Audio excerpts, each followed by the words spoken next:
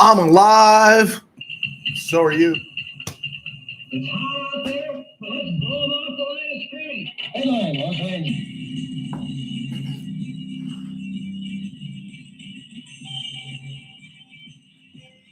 Live from the RamCave. I'm Joe Terosian, and this is RamView, the September 30th, 2025 edition, brought to you by Kistler Law Firm. Injured in an auto accident? Need help? Got questions? Call Kistler Law at 661-206-6990. That's Kistler Law at 661-206-6990. And check out KistlerLawFirm.com. That's one word, KistlerLawFirm.com. Kistler Law, they've been fighting for you since 92.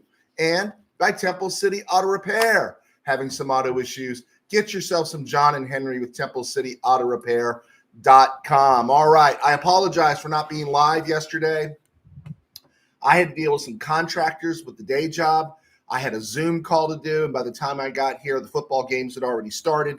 And then I had another Zoom call this morning. I was going to get on before the crack of dawn, and I wasn't able to do that. So I'm here now. I know a lot of you guys aren't going to be joining me. I do apologize. We'll get back in a regular rhythm tomorrow, but it's just the affairs of state sometimes take precedent over the affairs of state.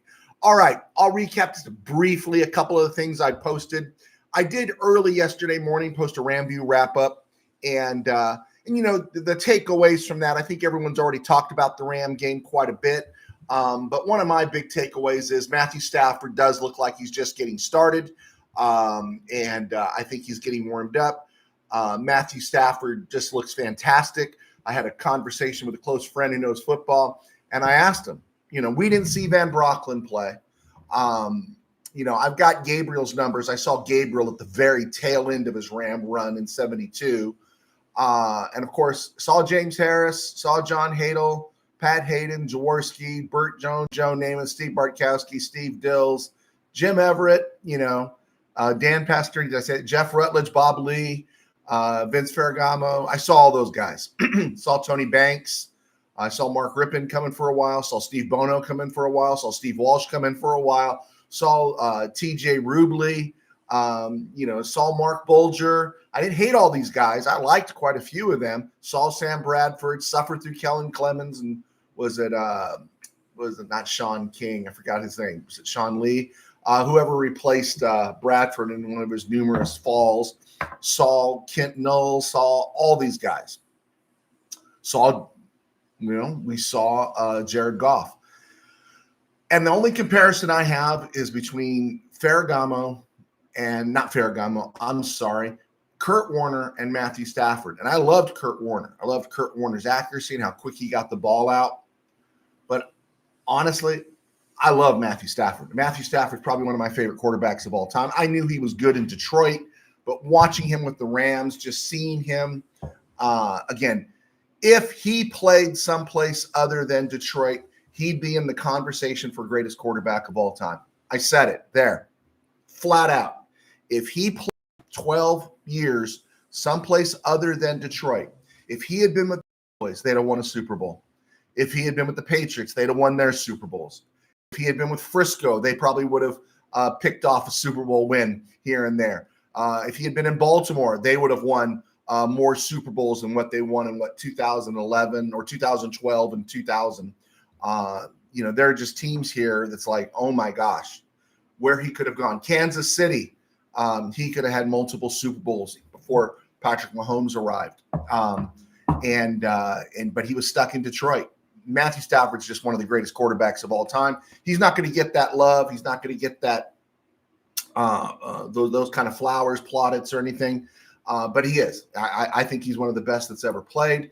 And yes, he's had to overcome what I call PTDS, which is post-traumatic Detroit syndrome, because a great player in Detroit always feels like they got to carry the team, and he had to take risks that other players didn't have to take. He doesn't have some of the numbers because he's playing from behind in terms of comebacks and different things. But Matthew Stafford just looks fantastic.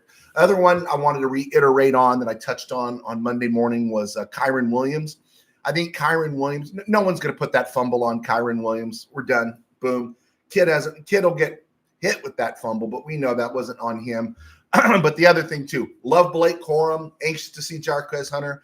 But I think Sunday gave us a great indication of why Kyren Williams is Kyren Williams and why the Rams paid him, kept him, and what he does. And the reason you don't see some of these other guys on the field is because they don't block like Kyren Williams. And Kyren Williams is not going to be an all-pro. He's not going to be a Hall of Famer. He might be 2025's version of Lawrence McCutcheon. He's not going to hit a lot of home runs, but Kyren Williams is a really, really high-end, good, I can't say great, NFL running back. And the Rams have him, and that's why he plays most of the time, and Blake Corum doesn't. And we want to see more of Blake Corum because you want Kyren Williams fresh, but you saw the difference. You saw why Kyren Williams is still the guy. My other thought was we need to see Ferguson. It's time. It's time to get Terrence Ferguson out there. I know the reason he's not out there is because he doesn't block, right? That's it, flat out. He's not blocking. He's poor at blocking. I still think you need to work him in there, if you're going to bring him in there on one of those plays where you run the tight end out wide, like you saw Colby Parkinson, get him some reps, but they need Ferguson. I like Davis Allen. Tyler Higbee looks like to me this is his last year, and Colby Parkinson is a poor man's Tyler Higbee. So the guy that can take that room to the next level is Terrence Ferguson, and I understand he's not blocking yet, and he's not where he needs to be. I think that's what Snead said, but it's time to get him out there for a few reps. Let's get him catching the ball. Let's run a jet sweep with him. Let's turn him into Gerald Everett for a while. Another point I made was offensive line has to be better, but they did play every snap. Okay. What's the word with Justin Dedich at left guard? Justin Dedich at left guard is not flashy. He's the guy that starts every morning. The car that turns over every morning. He's going to get you where you want to go, but you're not going to take him cross country. If you got another vehicle, you're not going to take him out and the girl on the first date you're trying to impress somebody with, right? But you do have to appreciate what Justin Dedich is. And following up on that, I didn't have this information in there, and I'm loath to go to Pro Football Focus without thinking a modifier or an asterisk. Hey, I didn't see you guys there, Micah, USA Expat. I promise I'll get to you guys right after this this little bump here. But there are 64 starting guards in the NFL, 32 teams, 64 starting guards. Justin Dedich right now, as an undrafted free agent, is ranked 45th by PFF. For an undrafted free agent, that's pretty good. And I think his position in college was center. That's really good. And speaking again, following up on this of UDFAs, Alaric Jackson is listed. There are 64 starting tackles. He's listed 21 out of 64 starting tackles. You probably put him in the top 15, I think, in left tackles. But the Rams are getting it done with two undrafted free agents, right? A guy they kind of picked up for a draft swap in Kevin Dotson, and then Havenstein, who was a second-round hit back in 2015. So the Rams' offensive line, however, needs to be better. And, the expectation is Avila going to play? Is he going to play? Is he going to be ready to play? Have to find out. Have to find out about Steve Avila. Have to find out right now because my patience is running thin with Avila. And then my last point I made also was I'm kind of done with Coleman Shelton. I feel like, I get props and I take my victory lap for Emmanuel Forbes being on this team. And we're going to talk about Emmanuel Forbes because people need someone to pick on. So they're picking on Emmanuel Forbes. But Coleman Shelton, he's Coleman Shelton. That's what he is. He's not Ken Iman. He's not Rick Saul. He's not Doug Smith, right? Right now, he's not Brian Allen. And I'm loath to go there. He's not Creed Humphrey. He's Coleman Shelton, right? He's Coleman Shelton. He's the guy that the offensive line can go out to buy steaks and they'll recognize Justin Dedich. They'll recognize Kevin Dotson, Steve Avila. They'll recognize everybody, and they'll ask Coleman Shelton who he is, right?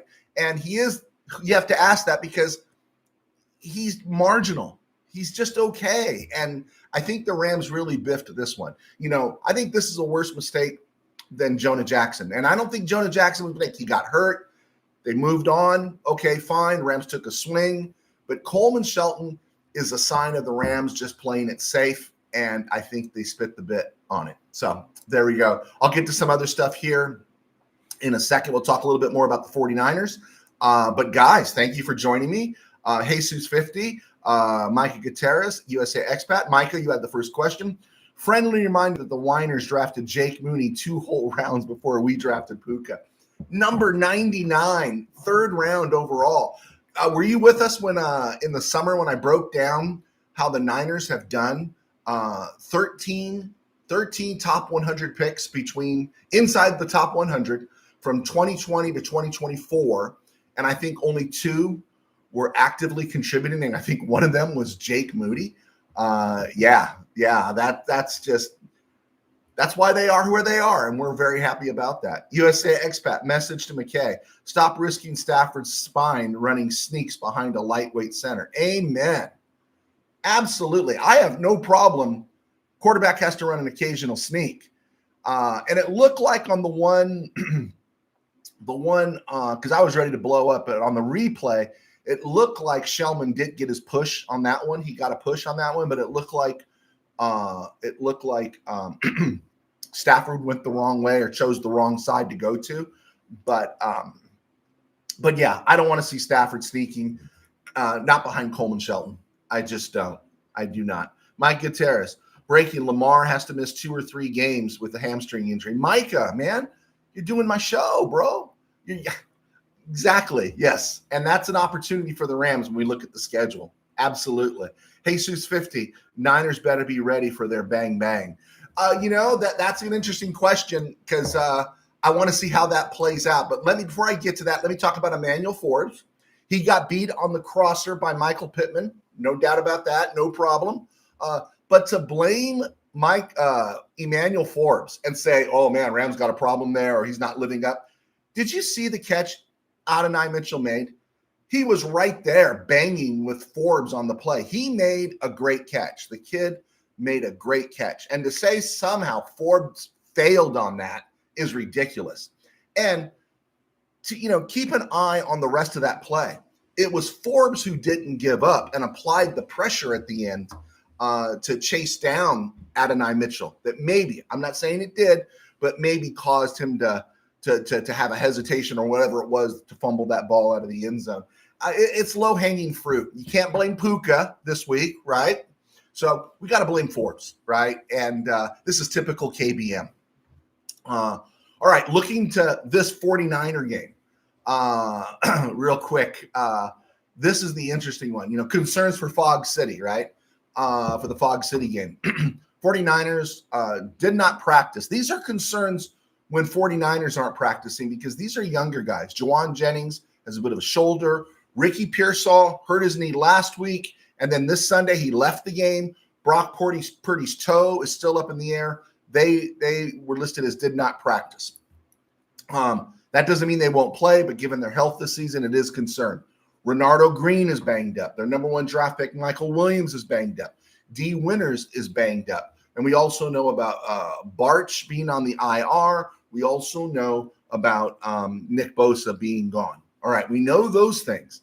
Now, playing really well is Trent Williams at left tackle, but how long does that last, right? So this would be a great opportunity. If the Rams pick off this win in Frisco, maybe by the time they get for the second game, they get to Fog City, maybe Trent Williams is not playing then.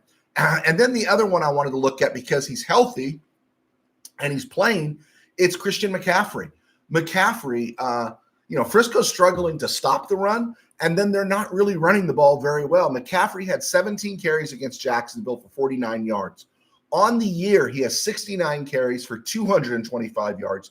He's averaging 3.3 yards per carry. He's 29, and he's in his 9th year. And he's had 4 big seasons, 5 healthy ones, right? And so this is who the guy is.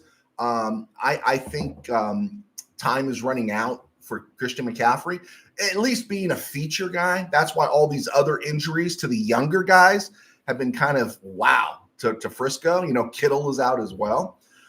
So I don't expect him to last the entire season. And on paper, Thursday night should be a blowout for the Rams. It really should be. But trying to lower expectations or keep my expectations realistic, it is a divisional game. Saleh is back. He doesn't have the tools that he's had before, but Saleh is the back. Saleh knows Sean McVay. So it's a divisional game. And then the other aspect of it is the Rams have a tendency, as we all know, to never do things easy. And they have a tendency to play down to their opponent. And the last time these teams met in the wet and the cold, the Rams won 12-6. Pretty physical game. Rams out-toughed the 49ers. And so on paper, yeah, why wouldn't this be a blowout? 31-13 Rams. Absolutely. It should be. But it's a divisional game. The Rams play to the level of their opponents sometimes. Robert Saleh's back. And so I'm seeing this as a 17-13 game. The Rams win, right? I don't know how they do it. I hope it's not a comeback. I hope the 13th point is scored on a late 49er touchdown or a late field goal or something at the end to window dress something.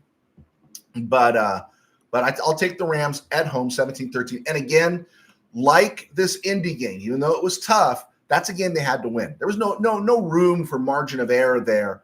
They had to win that game. They had to. They need to win this game. I think there are games that they could lose in division. I said they could go 4-2 in the NFC West. But this one right now, given where the 49ers are, the Rams need to pick off this win. This is a win the Rams need to get. And they'd be a little bit ahead of the game if they didn't give away the one in Philly. But the Rams need to get this game, and it's time for them to play a full game. We'll throw out the first game against Texans because that was the preseason. Great second half against the Titans. Great first half against the Eagles. And then they really needed Matthew Stafford to show why he's one of the best quarterbacks who's ever played to win against the Indianapolis Colts. This team is better than they've shown. They haven't hit on all cylinders yet.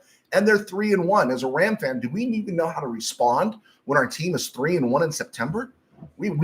This is foreign territory for us. We haven't been here since about 2021, and so we should enjoy it, but we also should be mature enough to understand what it is. All right, still got some dudes here. Be sure to hit like. Be sure to hit subscribe. As we try to get on 3 times a week, I also do a fan view broadcast Tuesdays and Thursdays. I'm not doing a fan view today for obvious reasons because I had so much going on yesterday, but we'll be back with the fan view on Thursday. We're going to do a Ram show on Wednesday. We're on a bit of a hiatus with Spotify and iHeart. 1, because we got no traction there. 2, we've had some technical difficulties, and I have been playing with everything to try to update what we do here. I want just something simple like, our chat box appearing on the screen instead of me looking to the side, just little things like that. I'm just working. I'm not a major tech guy. I'm not a Luddite, but it is something we're working on. And we want to thank our sponsors at Kistler Law for their support. Thank you guys for buying my books. It keeps me employed, my day job. I pastor a small church in Burbank Faith Nazarene. And you can check us out right here on YouTube at Burbank Faith Virtual, burbankfaithvirtual.com, and all across social media. All right, let's see. Here we go. Let's keep running here. You guys had some stuff come in. Jesus 50. Get back Witherspoon till December is a long way longer. Rams better make a move. I have no problem with them making a move. Because there are matchup problems out there. For the most part, I think they're fine, but there are matchup problems out there. I have no problem with them making a move. I don't know. I heard someone say they should make a move for Sauce Gardner, and I don't know if that's the move to make, but someone said make a move. USA Expat, go ahead, Pastor Joe. Take your victory tutu lap. Hey, do I deserve to take a lap? Because I put him in the Van Jefferson slot, right? And I love Tutu. I like him better than Van. He's got better hands, bigger play capacity. I've been mad at McVay on this one, but I was really happy. I'm sure, God bless him, because I don't have a problem with him on anything else. But, Travis Rogers on Locked On Rams probably swallowed a jalapeno on Sunday that he had to go back on the air and say, oh my God, it was Tutu, who he thinks Tutu is the worst receiver since what, Brian Quick or Kenny Britt, and no, I was so happy for Tutu. And I got to tell you guys something. I got it in my notes here. So I'm sitting in the RamCave, we're watching that game, and I'm sitting next to Mid-Valley sports photographer Dwayne Barker, who was in the RamCave watching with me because the Chargers were in New York. So he wasn't at SoFi shooting that game. And so we're sitting here, we're watching the Ram game, and it was the last drive. And he says, come on, man. He says, the Colts just need to forget about Tutu like everyone else has, and Stafford just needs to hit him deep. And just like that, I mean, it was the very next play. I'm not lying. I wish I could have said I said it, he nailed it, man. He nailed it. And so yeah, I had to get that one out. I don't think he'll be watching today, but I had to give Mr. Barker his props. But great for Tutu. And again, I think I said it yesterday morning. You were so happy for him because you saw his teammates happy for him. He's here because McVay still has fantasies about how to use him. And two, he's a great clubhouse guy. They like his character. They like Tutu Atwell.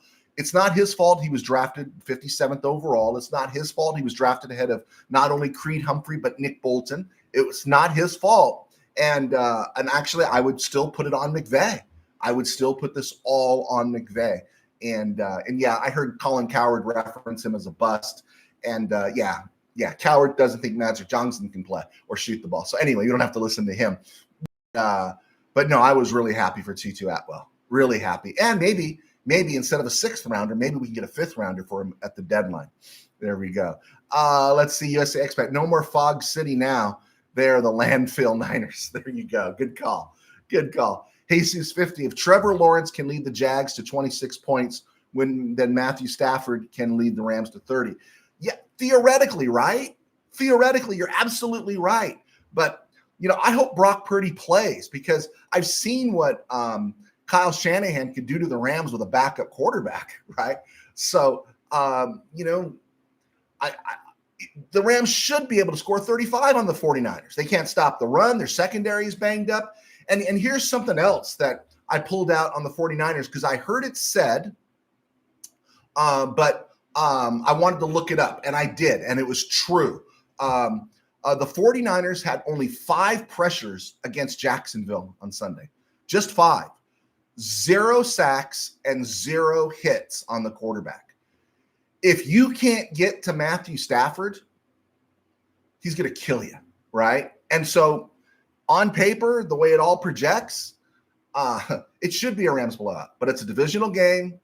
It's Robert Saleh is back. I'm not saying he's Steve Spagnuolo, but there's familiarity and there's, all kinds of history here. And so it's not just something that you're going to walk over. And that's why I think it's a 17-13 game. I so hope I am wrong. Mike Gutierrez, we should call our friends in Jacksonville for some intel. There you go. Yeah, you think so with Liam and what is it, Gladstone that are there? Yeah, they really should. USA Expat, midweek night game might bring out less Niner fans to SoFi. Oh, yeah, there's a whole other factor there, right? There's a whole other factor there. Absolutely. Manny Vasquez, thank you, Manny. I'm right there with you. No to Gardner. I am too. Absolutely. Paul M, go Rams. Thanks, Paul, for clicking on. Tribe, trade for a corner, especially since we have the extra first rounder from the Falcons. I'm going to give you an update on that first round pick from the Falcons. I'd be careful because you give up a number 1 for a big time corner, like someone like Sauce or whatever. You got a contract coming in or a contract you're going to have to renegotiate. And the Rams do not have a history unless the player is Jalen Ramsey, who we can agree is more than a Sauce Gardner could ever dream of being. He's more than a L'Jarius Sneed could ever dream of being and was. You're not going to get that big money from the Rams and stuff. And I'm hesitant to give up a first rounder. Mike Gutierrez, I hope our defense keeps it up. The Colts came to SoFi with 1 punt and 0 turnovers. They left with 4 punts and 3 turnovers. Absolutely. They did very well. Jesus 50. If the Rams can give Stafford more time to throw, then Tutu can be more utilized. Again, I think it's there. I agree. And here's the one where I'm hearing people say, oh, they're a little too Puka-centric. We thought they were too Cup-centric. And I'll be honest with you. unless Tutu's open, 30 yards downfield. But it seems like right now, Nakua has graduated into that Robert Woods, Cooper Kupp role where how does this guy always get open, right? How does he always get open? Because he's there. And if he's open, Stafford's going to take it, right? Stafford's going to take it. And then occasionally in a 50-50 situation, he's going to go to Devontae Adams or when Devontae Adams is open. And so why wouldn't you just keep peppering the ball to those guys, right? Do we have to? Is there some analytic that says we got to make sure the third receiver gets his catches? So I can appreciate that. I just think there's other ways to get Atwell involved, and they're not to use those legs. So yeah, you give Stafford more time. It's church, man. It's going to be all over. Paul M., do you think Avila will be back this Thursday? In a Monday presser there, McVay didn't speculate. He didn't say for sure. I would think if Avila dressed and they just decided to hold him back, in one way, I wanted to see him out there, but in another way, I think it was kind of smart on a short week, right? And the ankle could still be tender. You give him those extra 3 days. He needs to be out there. I want to see him out there against the 49ers. 49ers up the middle aren't strong. I think the Colts are stronger up the middle than the 49ers are, so it might be an easier game to break him in at. Or if you think you could steal this one from the 49ers, right? And Justin Diedick has been more than capable. Again, he's not Tom Mack, but he's been more than capable. Then you add 10 more days to Steve Avila's recovery, and he should be ready to go by the time I think you go to Baltimore on 12th. So yeah, something there to consider. Jesus 50. I would take a chance with AJ Green. Yeah, I don't know. I don't know, right? Now I'll say I don't know until Green gets a pick six, and then he's my boy, right? He's our guy, right? We always do that. But I don't know. I think the Rams picking up Trey Brown kind of gave us their opinion of AJ Green and Cam Langford that with the team, but not yet. Hey, let me run through this week. I was 10-5-1. I've been in double digits. I was 12-4 the first 2 weeks of the season, 10-6 last week, 10-5-1 this week. And let's just go for around the NFL and other places. Let's just go through. Let's go through the results of the games and add little notes there that we've seen or that we've noticed. Right? Seahawks at Cardinals. We saw that the Seattle team win 23-20. They weren't overly impressive against a Cardinal team that was banged up. But here was something that I pulled out that I saw today. Matthew Stafford's been sacked 8 times. Rams have had issues, right? A little bit of issue there on the offensive line. Not major issues. It's not 2022, but they've had some issues. And, of course, Matthew Stafford is not exactly, Josh Allen when it comes to moving with the ball. But the supposedly elite Kyler Murray has been sacked 13 times. Now, Cardinals' offensive line's not great either, and they've had some issues. Paris Johnson was out. They've had some issues. But I'll say this, Kyler Murray is supposed to be Mr. Mobile, right? And what we're seeing with Kyler Murray is the same thing you see with Caleb Williams, is trying to make a splash play, holding on to the ball a little too long. The guy's not maturing, and he's in, year 7 now? And so I thought that was something that was a good pull. Matthew Stafford, who's a statue, is 8 times sacked. Kyler Murray 13 times. Cardinals' injury issues are going to derail them. And I think Seahawks are mortal. Vikings at Steelers. I'm not a Steeler fan, but Steelers are in great shape as Baltimore, Cincy, and Cleveland, permanently imploding, are always imploding. And right now, if they can just stay healthy, if they can just play it safe, the Steelers are in great shape in the AFC North. And I will thank the Steelers and Steeler fan Rob for this. Can we now just shut up about Minnesota? I mean, I know they've had injuries, right? But haven't you felt like they've pushed the Kevin O'Connell as a great coach narrative just a little too far, right? It's like, oh, he's a great coach. He's a whisperer. He's this, he's that. Haven't they just pushed it just a little bit too much? I mean, let's get a couple of playoff wins in here, right? Let's get a conference championship run, something. But they were saying Kevin O'Connell's a great coach, and let's just slow that roll, right? I mean, let's just slow it down real quick here. So I'm glad the Steelers did that, and things are settling in the NFC North with the Lions and the Packers are the ones that are going to go take the full course, right? And going to the end of the line to decide who wins that division. Taxkins at Falcons. Taxkins, man. I wanted Jaden Daniels. I like Dan Quinn going back to Atlanta, and the Falcons won 34-27. And right now, here's the draft pick update. If the draft were held today, the Atlanta pick comes in at number 17. It's nice. It's nice. But if you want to jump up for a quarterback that's big time, you know, I think you might need a little something more, right? So something to think about there. Saints at Bills. Saints are 0-4. They are playing hard. And Buffalo only winning 31-19. I give credit to the Saints. And, you know, depending, and we're going to talk about this real quick as we go over the Rams schedule.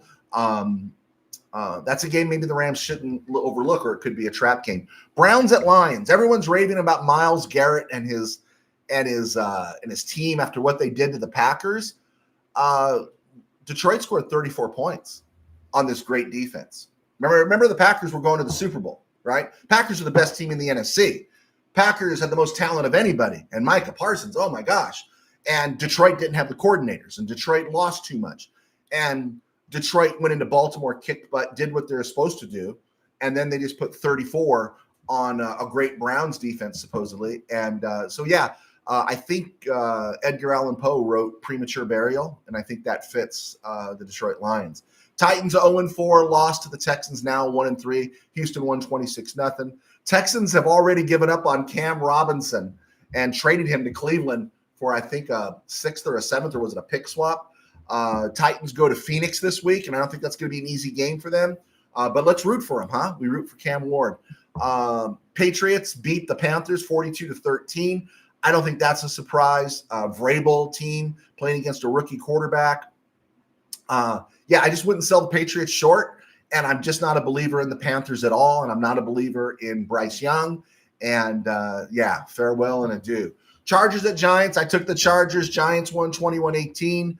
Malik Neighbors goes on the IR, and then I couldn't figure out what was happening because I caught the game late. Joe Alt, high ankle sprain, gone, maybe gone for a couple weeks.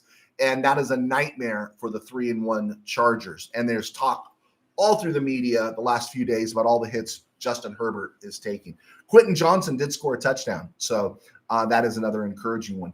Eagles are 4-0, but they're both the grumpiest, awfulest, worst 4-0 team I've ever seen. They beat the Bucs 31-25. Jalen Hurts went 0-for-8 in the second half. I thought he was elite.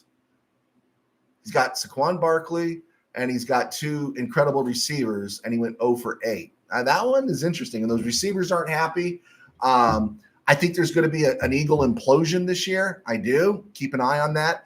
And keep an eye on Tampa going to Seattle next week. Go Bucks. Maybe Baker Mayfield could do Sean McVay a solid and knock down the Seahawks a peg, because I don't think the Seahawks are that good. Problem is the Buccaneers are a bit banged up.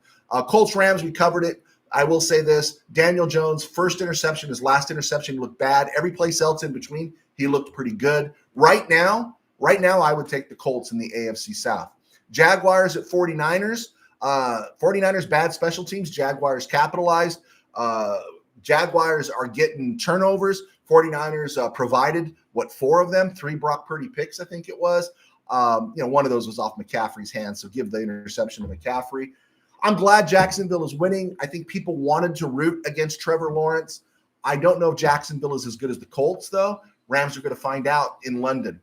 Ravens at the Chiefs. I took the Chiefs in a sloppy win. Chiefs didn't look sloppy at all. They won 37-20. Suddenly Mahomes isn't old anymore. Suddenly the Chiefs are contenders again. But what came to my mind watching that was, is it over in Baltimore? Looking at Lamar Jackson's face, like, one, they can't get past Kansas City, and now they've been hit with a whole new swath of injuries, including Ronnie Stanley, and now Marlon Humphrey and Roquan Smith are expected to miss multiple games. And you guys broke the news here that I wanted to share is Lamar Jackson's out for a couple weeks. Rams go there October 12th. So they may be facing Cooper Rush, right? They may be facing Cooper Rush. And then finally, Raiders, Geno throws 3 picks. I took the Raiders over the Bears. Doesn't get any easier. Raiders go to Indy next week. Colton Miller is out with a high ankle sprain. What I would keep an eye on there, when does Pete Carroll bench Geno Smith and put in Kenny Pickett? Because Geno is a turnover machine. Sunday night, Packers at Cowboys, 40-40 tie, but this was a loss for Green Bay. That was a huge win, even though it was a tie for the Cowboys. And where was Micah Parsons, right? Again, overpaying for a guy who hasn't made a lick of difference yet. Your team is 2-1-1, right? Jets and Dolphins. The fact the Finns needed to recover an onside kick to finish it tells you everything. Tyreek Hill's injury was gruesome. He didn't look too sad. Of course, he's got a lot of money, but he's 31. And you just have to wonder with an injury like that, because tendons are gone, ripped up as well as a dislocation, you have to wonder if it's the end of an era. And then finally, Justin Fields. Is he really an NFL quarterback? I think that jury is in. He's not an NFL quarterback. He's spot guy, backup guy, tool guy, or a utility guy, but he's not an NFL quarterback. Just not. Boom, that's done. And then Broncos at Bengals. Bo Nix looked great. You got to wonder what it's like being a Cincy fan. And if there's one Bengal or Bronco receiver out there I'd want with the Rams, it wouldn't be T. Higgins and it wouldn't be Jamar Chase. It would be Cortland Sutton. I love Cortland Sutton. I think that guy would fit with the Rams. Okay, so we got all that stuff here. We're still going to look at the Rams schedule. I know I rocked on a little further, guys, but thank you for hanging out. I do appreciate you being with me midday when I'm just messing up my whole schedule here. We will be back live tomorrow at 5, and everything will get back on track. But I do apologize again for not getting on yesterday. Let's keep moving here. USA Expat, I'm ready for our first defensive TD versus the 49ers. It's always sweet, right? It's always sweet when you get those defensive touchdowns. I just want to see them. I look at the 49ers, and I know it's a division. I've just made that whole argument. It's a division game. It's familiarity. It never goes the way it seems to go. But when I look at the 49ers, and I know they're 3-1, but I just think of Johnny's sensei in Karate Kid, and he goes, sweep the leg, right? And I'd love us to go in to SoFi on Sunday and sweep the leg. Wouldn't it be just a pleasure as a Ram fan to have a 40-7 victory? Just something where we don't have to stress, right? Because nothing is fun about these Ram games the last 2 years. I haven't had any fun. They're not fun. 50-0 is fun. That's a good game. These other ones are heart attack enticers. So, yeah, I'm ready for some defensive touchdowns. Jesus 50, guarantee you old Trent Williams is not looking forward to Thursday night football. No, I doubt it very much. I do. And I respect Trent Williams, great player, Hall of Famer, but we know how it goes, right? If the Rams can get them right now with Trent Williams, and then when they go up to Levi, Trent Williams is going to be banged up on a full season. The Rams could steal that one too, or get that one too. I said at the beginning of the year, I'm still holding on to it. The Rams could go 4-2 within the division. These division teams, they're not chumps. And there's a lot of familiarity. Gannon's in his 3rd year, McDonald's in his 2nd year, and Shanahan's been around forever. So there's familiarity with the systems that each team runs. So these are brutal physical games. And so Rams could get tagged. That's why they got to beat Indy, right? That's why they got to beat Jacksonville. That's why they got to beat the Saints. That's why they got to take the wins that are on their schedule. They had to beat the Titans. They had to beat the Texans, because you don't know what else is going on there. Going to be going on later in the season. Let's see here. Manuel Vasquez, O'Donnell was blessed with a good roster, organization that wants to win. I never thought he was an elite HC and still don't. O'Connell, yeah, up in Minnesota. I don't dislike him. I want him to be successful. But the truth is, it's like he's been anointed. And I know that's what always stops the train in my tracks. When somebody's anointed, like my issue with Kyler Murray, he was anointed. Lamar Jackson, after his 1st year, was anointed. And it's like, no, man, I want to see some playoff wins. I want to see something before you anoint somebody. And there's always a tendency in the media or the KBM to annoy. And KBM for new listeners is what we call the Kiss Butt Media, right? There you go. Thank you for that, Manny. Samuel Ansley, howdy, Joe. Were you concerned for me? Thank you, Sam. I'm not sure of what it was. Let's see. Rams mob. Parsons trade equals Damian Lillard trade. Whoa, good pull, man. Good pull, right? If I had a gift to give you, I'd give it to you, man. Nice pull there. Yeah, that's a good call there. That's really good. Manuel Vasquez, did you see that stat that had the Rams dead last as far as player salaries that were on the IL or PUP list? The 49ers were first. Hopefully the Rams stay like that, and we could use a year with minimal injuries. Yeah, and that's the great thing that the Rams have done. That, again, I call this the golden era. I mean, I grew up in the 70s. We're winning the division all the time. It was nice. We were very successful in the 80s, and then you had the greatest show on turf era. It was all good, and then great memories. You love your team. And I wasn't around in the 50s when they first came to LA, made multiple championship appearances, won in 51 and all that stuff. I didn't see that. So it's all history by the time I became a Ram fan. But what I really think this is the golden era of the Rams, and it's hard because you fall in love with your players, but the Rams don't, right? Robert Woods, I wanted Robert Woods to never leave the Rams. Just, he was such a sound football player. Who wants Cooper Kupp to leave? I didn't want Cooper Kupp to leave. I didn't want them to get rid of Michael Brockers. I didn't want them to move off Ernest Jones, right? I didn't want them to move off a lot of the Jalen Ramsey. I was hoping they wouldn't move off Jalen Ramsey. Bobby Wagner in 2022 balled out for the Rams. All 17 games, even when the Rams were out of it, him and Jalen Ramsey kept balling. And I'm thinking, gosh, figure out a way to make this work. I don't want these guys to go away. But you know what? Rams, right? That's what the Rams do, right? And because the Rams go and pay the right players, I like Fred Warner, but you should not be paying Fred Warner something close to 19 and 20 rocks. No, sorry, you got to go. Rams don't pay every corner. They pay a Jalen Ramsey who's borderline Hall of Famer, if not. Rams take care of the things they need to take care of, and then you got to appreciate that. And then again, go back to it. Rams have hit their picks, so they're not in that range. And 49ers paid the wrong people. They extended Kittle, he's hurt, right? They're trusting in McCaffrey, he's old. They made a nice move there with Purdy and moving off of Trey Lance and everything. They overpaid Brandon Ayuk, right?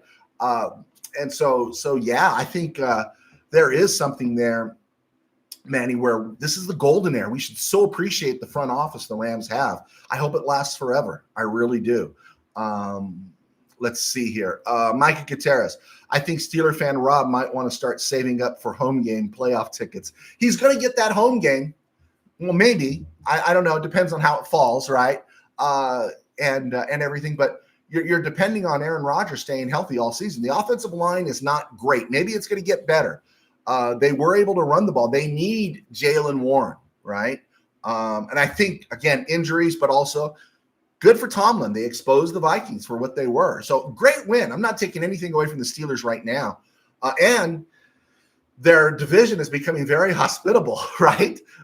If you were just going to say on the table the way things stand now, they should go 6-0 in the AFC North. Absolutely, for sure. Oh man, I sound like somebody saying absolutely. Got to slow down there. Tim Powers out in Irvine. Seemed that ref crew was calling lame offensive holding that broke Rams' momentum in the red zone. Oh man, I've got a whole list of things on the refs, man. And did you see the game last night? It was like, whoa, what are you doing? I picked the Dolphins, but I was rooting for the Jets. What are they calling, right? In that Ram game, And then some of those, again, I go back to this, guys. I've talked about it over and over again. Will somebody ring the bell with me? The dumbest butt call in NFL football is the eligible receiver downfield. It didn't cost USC the game against Illinois. Their defense did. But you saw that the trick play SC ran against Illinois and Champaign on Saturday. Other side of the field, backup center is a half yard or a yard up. Had no bearing on it. No bearing.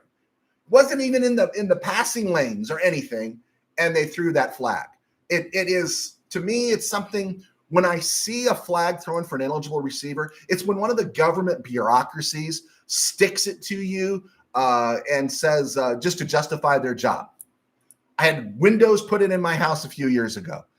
back in 1961, before I owned it, before I was born, the owners of this house put an aluminum awning over the back thing. It was there for almost 50 years. I got new windows, and when they went to pull the permits, someone from City Hall said, "Oh, we looked on Google Earth. That awning wasn't permitted." I said, "It's been there 50 years. I had to have it removed to have new windows put in." And you know what that was all about? I got to justify my job. And that's what these officials are doing. This is what the NFL is doing. It's like, look, we still got control over you. An ineligible receiver downfield, if he's 10 yards downfield in a passing lane, absolutely, no problem. 5 yards downfield and in a passing lane. But on the opposite side of the field, a yard or even a yard and a half ahead, he's wearing 50 through 79. Everybody who knows football, 50 and 79 are ineligible receivers. You do not have to guard them. If they are pushing you or doing anything, you can throw the flag. But if they've just drifted, you don't have to make that call. But they do it because there's a quota I got to meet. I got to justify my existence. I don't know. It sounds really stupid, like bringing in Bad Bunny to be your halftime performer at the Super Bowl. Anyway, yeah, you got me set off there, Mr. Powers. Really a lot of bad calls. Samuel Ensley, Rams need to cover. He's better. I'm sorry, Rams need to cover. Help me with that one. Who's better? He's better. 49ers have to rebuild. This is Rams mob, have to rebuild from their rebuild. They've made some bad decisions. And honestly, if they crash and burn, someone's got to pay, right? If they whiff, this Michael Williams is their edge rusher they drafted. This guy better be a hit, right? He better be a hit. Or somebody, is it York? Is he still in charge? Is he still in charge or something? You know, maybe they need to pull York out and bring back a DiBartolo or something like that. But someone needs to pay. I honestly, this is just me being a non-49er fan. I think Shanahan's run his course. I don't think Shanahan has the ability to innovate or change the way McVay does. That's what I think. And I think there's limits. And we've seen Shanahan can't win in the fourth quarter of the Super Bowl, right? So, I think the 49ers, they're going to have to rebuild from their rebuild, right? They give out stupid money. Rams mob, again, there we go. Cardinals will never be a serious franchise until they move on from Kyler. He's the same guy he was. Yeah, preach, man. Rams mob, I hope you subscribe because we've been talking about that for a while. He is their Achilles heel. He's just good enough, right? He's just good enough. It's like the guy that works at the supermarket. You don't get 40 hours, you get about 32. You get some benefits and you get some decent money, but it's never enough money to take you over the top, right? And Kyler Murray is not an embarrassing quarterback. He's better than Justin Fields. He's an okay quarterback, but he's not good enough to get you over the top. He is the Achilles heel. And if is it Osifort? I keep butchering that guy's name. Monty. Is it Monty Osifort is the let me look at it real quick here. Cardinals. Yeah, Monty Osifort and Jonathan Gannon. If they could survive Kyler Murray's contract, because I don't like people saying Gannon's in trouble. That team plays hard for Gannon. That team plays really hard for Gannon. And I don't want the Cardinals to be successful, but if Monty Osifort and Gannon can outlast Kyler Murray and bring in somebody, that team's going to be trouble. It's trouble enough with him there. But there's a certain level. They're never going to crack that glass ceiling, so to speak. I'm totally there with you, Rams mob. Manny Vasquez, I've been having this back and forth argument with a friend. I think the NFL should put in one challenge flag to overturn bad penalty calls. What do you think? Something. This is ridiculous. I mean, doesn't it seem like when they started paying the refs full time that it got worse? Right? It seems like it got worse. I just do not know. Something's got to be reviewable. And honestly, I think the pass interference penalty should be the college rule, unless it's judged egregious, where it's a total drag push down. You know, some of these like the pass interference call on Garrett Wilson on the touchdown pass he caught that they said was out of bounds, but that was a catch for a touchdown in the first half last night. Michael Irvin's in the Hall of Fame. Drew Pearson's in the Hall of Fame with push-offs like that, right? And they called it on Garrett Wilson. You know, those things. Some of these things have to be looked at. It's just ridiculous. I know that's offense instead of defense, but there should be some grievance opportunity there. USA Expac, tell 49ers not to look at our coaching staff. I don't know if one of our coaches, well, that's why we want things to be bitter, right? This is why we need bitterness in the NFL. We need bitterness, right? The Lions booed Ben Johnson. It's like, yeah, we don't want any of your staff coming back, and we don't want any of our staff to go over there. We hate you in the sports perimeter paradigm. I know people are going to come back. Joe, you're a pastor. You're not supposed to hate. Yeah, I hate the Cowboys. But I did find myself rooting for them a little bit on Sunday night because I love the narrative of Micah being the difference maker, being broken. Micah Parsons, I'm going way off on a tangent here. Micah Parsons is the Eric Karros of edge players. Eric Karros played, 7-8 years, top line first baseman for the Dodgers, hit about 20 home runs every year, but no one can remember a big one he hit in the ninth. No one, because he got the empty calorie home runs. Trailing 5-1, he hit the solo shot in the bottom of the eighth to make it 5-2. Ahead 7-2 in the top of the ninth, he hit a 2-run shot that made it 9-2. He always hit the empty calorie home runs. This is Micah Parsons. This is who he is. Where was he in that game? Right? Dak Prescott, man, had free run. He looked like, he looked like Dak Prescott. Let's see. Tim Powers. Let's see. Goodwill comments. You pastor a small church, true of the RamView crowd, committed believers in Rams. There you go. There we go. Goodwill comments. You pastor a small church, true of the RamView crowd. Okay. Thank you, Mr. Powers. Thomas Wilson. McCafferty has lost a step. I know who you're. Yeah. Thank you, Tom. I agree. There's something, 29. He's got mileage. Lamar has lost a step. I'm even wondering if Kyler Murray, maybe that step they're losing is that initial explosiveness. Once they get going, they're still jets. But man, when I was watching the Lions take down Lamar Jackson 2 weeks ago, I think they're making some ankle tackles here that I don't think they would have made a couple years ago. And that initial explosiveness, I think there is something there to consider that maybe they have lost a step a little bit. Hey, let me run down here. Let's look at this Rams schedule real quick. Okay, we played the Texans, Titans, Eagles, Colts. Now the Rams get the 49ers on Thursday. Great opportunity, and I really think it is a game they got to take. They got to take this one, so maybe the pressure is off when they go to Frisco in week 10. So get this one out of the win, bank a division win right now against Frisco. That one's good. And then the Rams have 10 days off, and then they play the Jaguars. The Ravens in Baltimore. Initially, this was the games because the Ravens are always September, October Super Bowl threats, but with everyone banged up, everyone injured, and if they're saying that Lamar Jackson's going to miss 2 to 3 weeks, that would include week 6 and week 7, right? And so Rams are there in week 6, October 12th.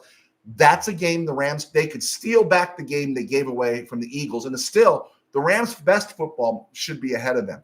Then the Rams go to London to play the Jaguars, which they should win, but they shouldn't take it for granted. Then they get the bye, good time for a bye. Then the Saints come to LA. I think the Rams should work the Saints, and they should work the Saints and it's at home, but they shouldn't take them for granted. So if the Rams are 3-1 now, all these games projecting right now project to be wins for the Rams. 3-1, then they go to 4-1, 5-1, 6-1, 7-1. They could be 7-1 by the time they face Frisco up in Fog City. 7-1. And by that time in week 10, we have no idea the condition of that 49ers roster injury-wise. And then in week, they could be 8-1. Maybe, let's just be fantasy here. They could be 8-1 when the Seahawks come to town in week 11. And then in week 12, the Buccaneers come to town. So those are ones to keep an eye on. Then the Rams go to Carolina. Carolina's falling apart. Then the Rams go to the Cardinals. Cardinals are up in the air. Lions come to the Rams. That one looks like it could be a bit of a doozy. Then the Rams go to Seattle. Rams go to Falcons, and then the Cardinals come to the Rams on January the 4th. So the Rams they got to take these easy, not say easy, they got to take the opportunity to win these ones they should win. I don't think the Lions game is going to be easy. I don't. I don't think the Lions. I don't think any of these games are going to be easy. But again, we take solace in the fact Rams aren't banged up yet. So bank those wins now. Rams haven't played their best ball yet, so it's going to be getting there. And these other teams are in disarray now. Maybe, I don't know how it happens. Maybe the 49ers get healthy in week 10. Maybe the Seahawks have found themselves in week 11 because I don't think they're that great. To win only by a field goal and had to hold on against the Cardinals in Arizona the other night, that wasn't too impressive to me. So stuff to think about going forward in the schedule. Willie Bowen, thank you for joining us, Willie. Rams should run up the score on the – I'm all for running up the score. I mean, I'm all about running up the score. Running up the score is one of my favorite things in life, and I love it when it happens to my team. I know that sounds counterintuitive, but I do. Because when it happens to my team, it gives me plenty to yell about. And I've told you guys ad nauseum that I've called timeouts when my basketball team was getting killed because I wanted them to feel the pain, right? I've told other coaches, don't call off the press. Embarrass my guys, right? So, yeah, there we go.